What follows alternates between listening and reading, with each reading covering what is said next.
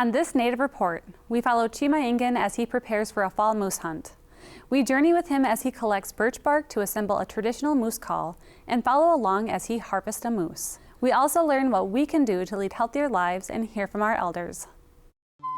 Production for Native Report is made possible by grants from the Blandon Foundation, Anishinaabe Fund, and Alexandra Smith Fund, in support of Native American treaty rights, administered through the Duluth Superior Area Community Foundation. The generous support from viewers like Jack and Sharon Kemp,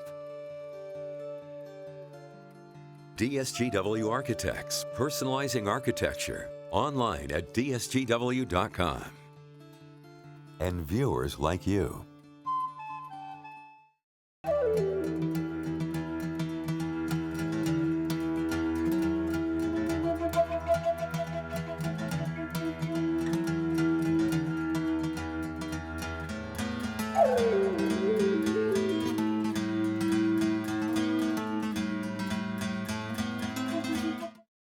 Welcome to Native Report, and thanks for tuning in. I'm Rita Karppinen.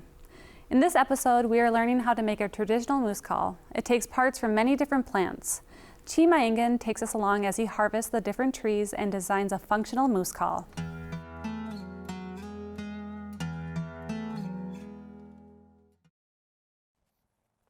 It all started with Bejigoa Sema. I offer my tobacco first. I always lead first with my tobacco and give those to the spirits, you know, as a key to Mother Earth, because she's the one who nourishes us day in and day out. And we thank her for that. And we thank her for these gifts here that she's able to provide for us. And so when I'm working on things like this, I keep that in mind. And I also keep in mind of the people who taught me this work, and also the ones that taught them. Minoa Arazukan. Gimigochwigo. It's different for me living in modern day world, modern day society, but for them, it was their way of life. Abuja. Chimaingan from the Fond du Lac Nation. Today, I asked you guys to come out with me to harvest some birch bark, some wigwas, and we're going to use that birch bark to make a moose call for this upcoming fall hunt. We're harvesting the birch bark this time of year in the springtime because the nutrients from the tree are still in that birch bark. So when you harvest that bark, you peel that layer of bark off on the inside, it's still a lot darker than it would be, let's say, in the summertime. And that darker bark, what it does is it allows us to etch some pictures on it if we wanted to and do some artwork on that. And when I make my moose calls, I like to draw some Ojibwe floral designs on that, or some designs to indicate where I come from. I'm Bear Clan, so I might draw some Bear Clan images on there. But also, since I'm harvesting moose, I'll probably put some images of moose on that call at the same time. And that's the only time of year that we can harvest that bark to where we can make these designs on the inside of that bark. The birch bark is a very important resource to the Ojibwe people, to the Anishinaabe. If we think back before colonialism, we lived in birch bark, we lived in wigwams. Our homes were made out of that bark. We're able to boil food, boil sap this time of year in actual birch bark. We use it to winnow rice. So to say that it was, you know, part of our livelihood is almost an understatement. And that's how important Wigwasi Matig is to the Anishinaabe.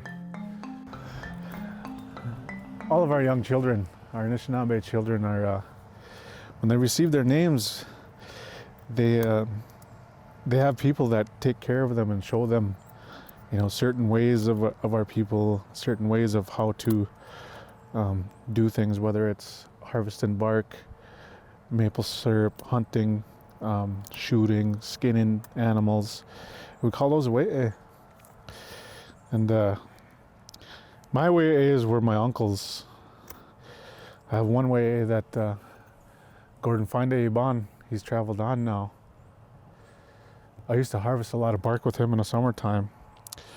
One of the tricks that he had taught me was when you're taking spring bark, it's so hard to get off, and he showed me this trick here with the stick of kind of prying the bark open instead of using all of your hands. So this is one of those things that one of the tricks that he had taught me. So I'm going to use this today of harvesting this bark here. And my moose call is not very big, so I will just take this piece of the tree off of the bark, and that's what I'll harvest from here to here. There's almost like 2 layers of bark on each tree, so we'll cut through the first layer, and we want to leave that second layer because once you harvest just that top layer, it actually grows back.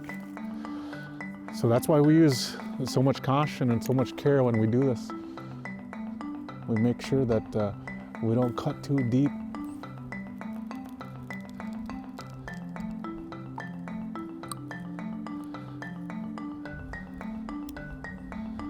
And I just make a vertical cut on the tree, and then I'm going to make some horizontal cuts around, and that's going to be the spots that I'll be harvesting.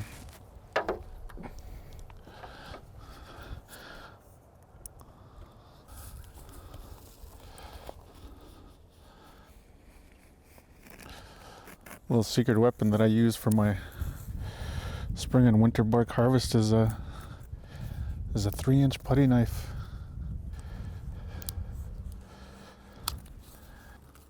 So the hardest part is getting started.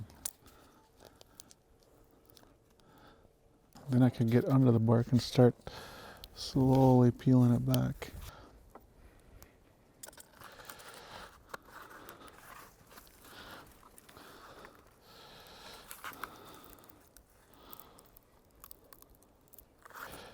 You could actually hear the bark start to pull away from the tree.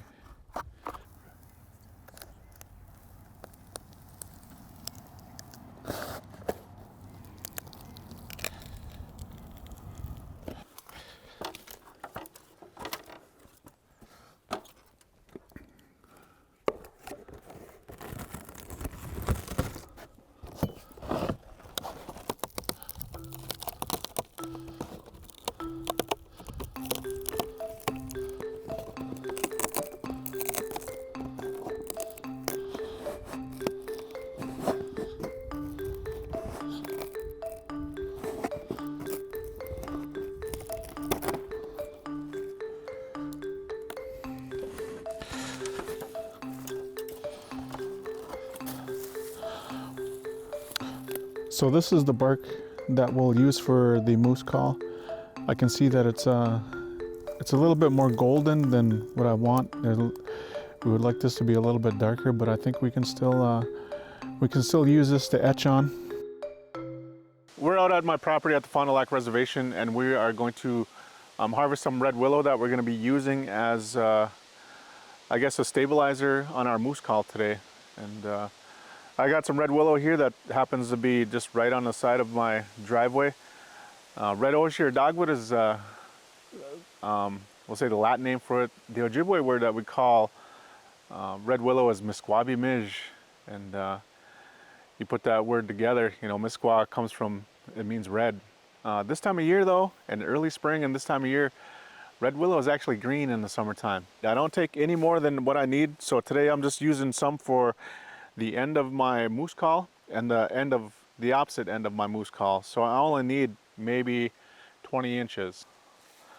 And I got a piece right here, and I'm gonna just go ahead and harvest this. What's amazing about red willow is red willow never freezes, and it's always pliable, and it's always used for us. Misquabi mij, mi'o, that's it. We need some lashing to put it together, to actually sew it all together, and that'll hold on to our red willow when it's on the front and the end, and also down the middle of the moose call. And one of the things that we use for that is called weegoob, and that's just the secondary inner bark of a basswood tree. And one way that you can identify a basswood tree is to actually look at the leaves, and a basswood tree is going to have large leaves on them. Especially, you know, you want something that's kind of like right around a sapling, a little bit bigger than a sapling, and you want one that really doesn't have much branches or knots on them. I just take just a little bit, cut into the tree here, and you can peel it right up.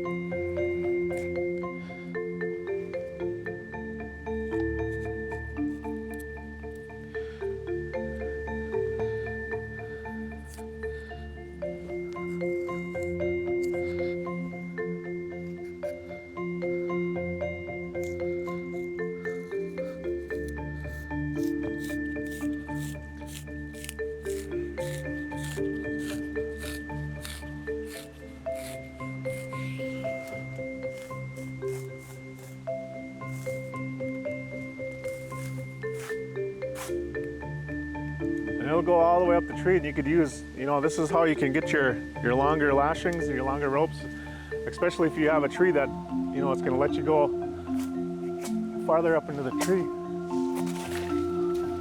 to take it down. And we have a nice, beautiful piece here. And this is the piece that we want. We want this inner bark. So we could actually take this and split this again a second time.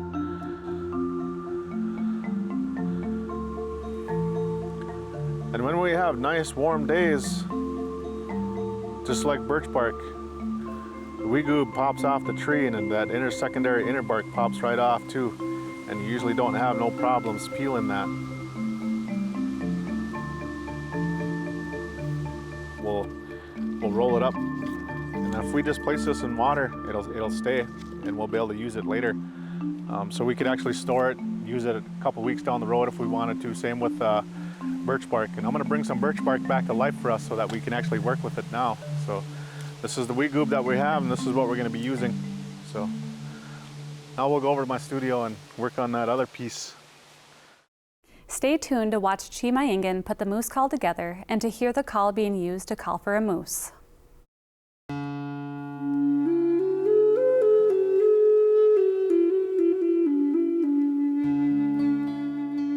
I encourage you to do what you want to do. Sometimes I know in working with students, especially when I worked at the University of Minnesota Duluth, I've seen so many young people. This is where they are now, and here's where they want to go and where they want to be. But how will a person get there?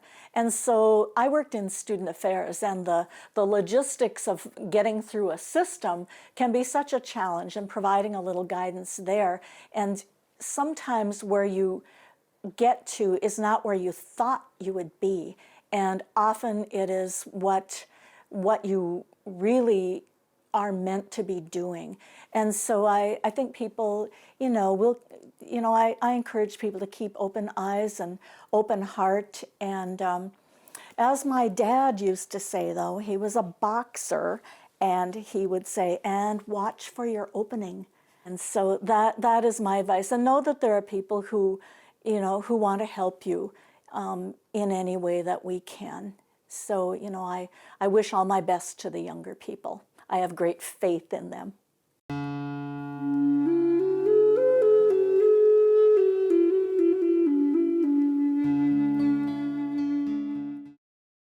We now enter Chi Mayingan's workshop to watch him put together a working moose call. This is more than a hunt for Chi Mayingan. He is also passing on this tradition to family.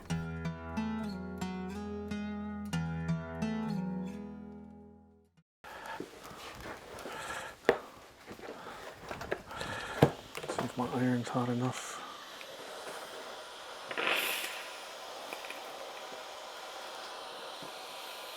This is a piece of bark that we harvested in early April, and it's been able to dry out, lose a lot of its moisture. So it's brittle, and it would crack easily if I tried to cut it. And it's able to add enough moisture to this just for me to make it a little bit more pliable, and that's all we want. If you're a talented enough moose caller, you don't even need to use a birch bark call. You could use just your hands. And it was it was taught to me that the moose antlers on a moose, the reason why it curves out around their ears is because it echoes that call into their ear. So it could actually hear a cow moose calling from probably 5 miles away. And if I could duplicate that with just my hands, imagine how much farther I could cast with a good, well-made moose call, and that's what we're doing here. When I get out into the woods and I start calling a moose, you know, if nothing answers me back, or if I don't see nothing in 20, 30 minutes, you know, I know that I'm gonna have the patience to stay there for, you know, up to 1-2 hours long. I'm gonna trace this out real quick on here.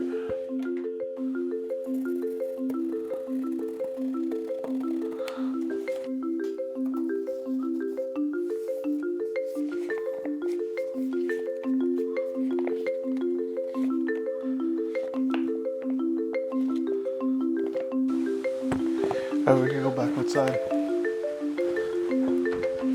A lot of people that work with these materials, they have some bark scissors that they are able to use for this, and they work a lot better than my scissors. We just work slow, you know, we don't have to rush it.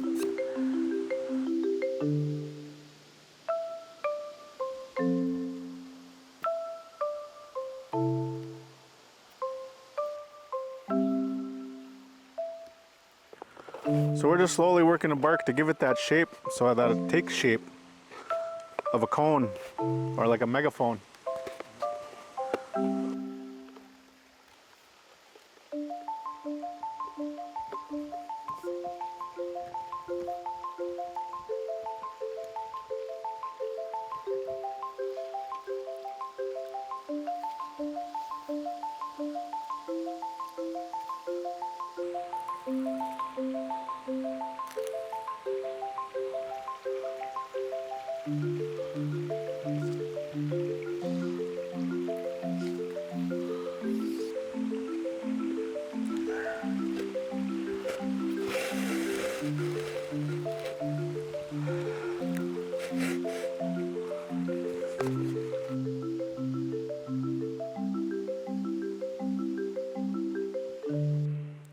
There's something about working in the sunlight that I enjoy.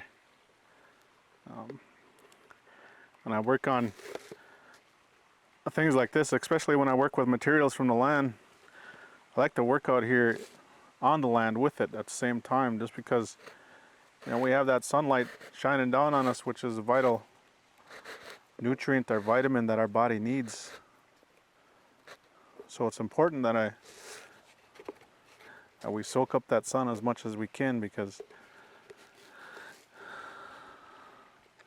the ones that came before us that did this, they did it the exact same way. I actually got my moose application inside, filled out, ready to be turned in. So if you get a bigger moose or even a moose, you know, the animal's right around 700 to 1,000 pounds, which is a lot of meat. And it's important that we share that meat, especially that's what our people used to do. Is when they would harvest a moose, and they would give that out for everybody. From the moment we harvest the bark to putting it together, harvesting the weegoob and red willow, and you saw how long it took me to just steam and form the call. We're talking probably right around 8 to 10 hours of work. So this piece here I'm going to just save, and I'm going to go around this edge here for my red willow.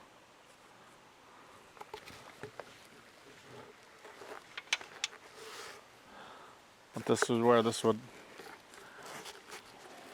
wrap around this piece here, like this. I can scrape that golden layer of bark off. And this is why we harvested that bark in the springtime. But doing this with this patience, it pays off being in the woods, waiting for that moose to come in when you're calling.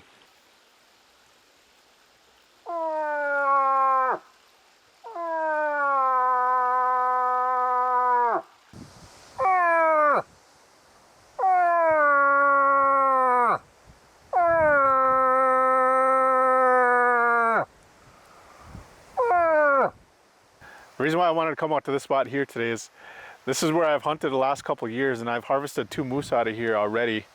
And this is a perfect little spot because all across this clear cut, which is probably, you know, maybe a half mile by half mile long, so it's extremely large. But there's these little brush piles that are all over out here. And I like to climb on these brush piles, you know, and kind of disguise yourself inside these brush piles and make moose calls. This is gonna be our main spot that we're gonna come to Saturday morning, and we're gonna set up in here. And we'll probably just keep coming back and coming back and coming back until we get something. So that's gonna be our plan.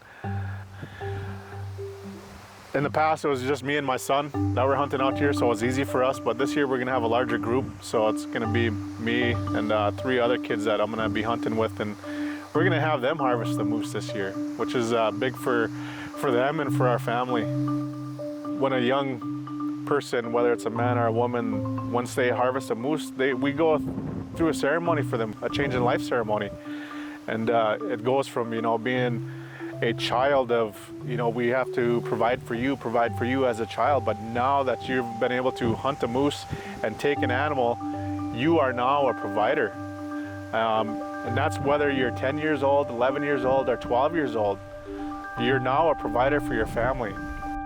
This is state land here, this is state forest land, but all across this whole Arrowhead region, we call this the 1854 Treaty Territory, and this is where we're allowed to hunt. And what's significant about this year's hunt is opening day of moose season, which is September 24th, is the actual treaty day signing for the 1854 treaty. So it's a huge day. It's a big day for us to still have these rights that we practice every single day. And you know, it's what our ancestors wanted for us, what they saw for our people. And to just hold on to that and practice this culture day in and day out is significant. And to be able to do it on that day of the treaty signing is big for us. There's a ceremony that's done for a big hunt like this, and it's a moose hunt ceremony. That hasn't been given to me, and I haven't partaken in anything like that. I've just heard stories about it. You know, if we don't have those ceremonies, I was just taught, you know, we say, Joanna Mishanom, Joanna Mishanom, Joanna Mishanom, in honor of those spirits. So, you know, and it's important to recognize those, especially for a significant hunt like this, because this is one of those hunts that feed our families for the whole year.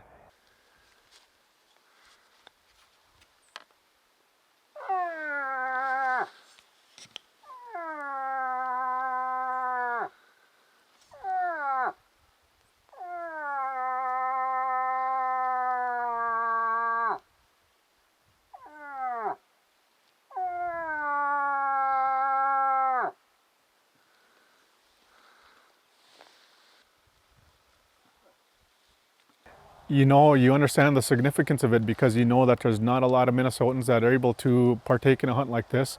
And this is a limited hunt for even the Anishinaabe, for the Fond du Lac Band, and also 1854 treaty bands.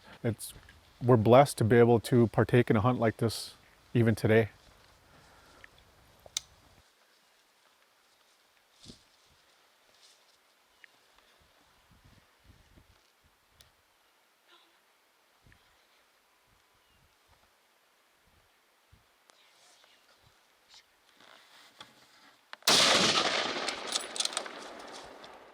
We started doing calls like 10 minutes in, and then we got some calls back, and then like 5 minutes later the moose came out, and then we just shot it.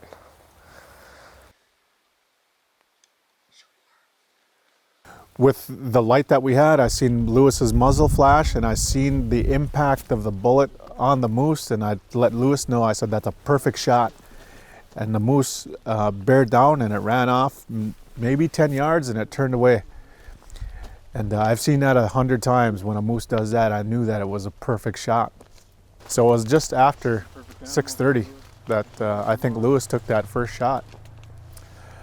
I bet you it was not even barely 7 o'clock when we walked up to it to take a look at it to see if it expired. So this was, in my lifetime, the quickest moose hunt that I've been involved in. Maybe 7 minutes of legal shooting hours, and Lewis put a good shot on, and he was able to bring us home some moose meat.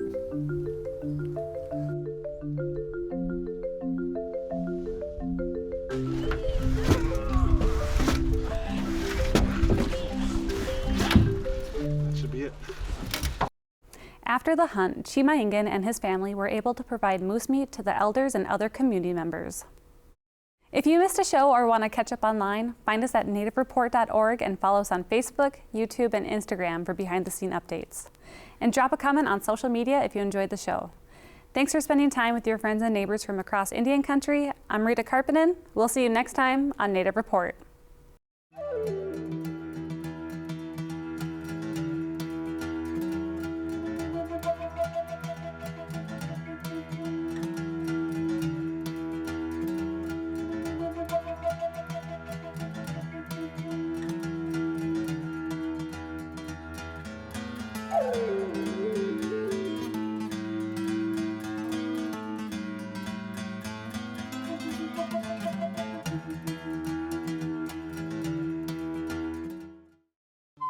Production for Native Report is made possible by grants from the Blandin Foundation, Anishinaabe Fund, and Alexandra Smith Fund, in support of Native American treaty rights, administered through the Duluth Superior Area Community Foundation.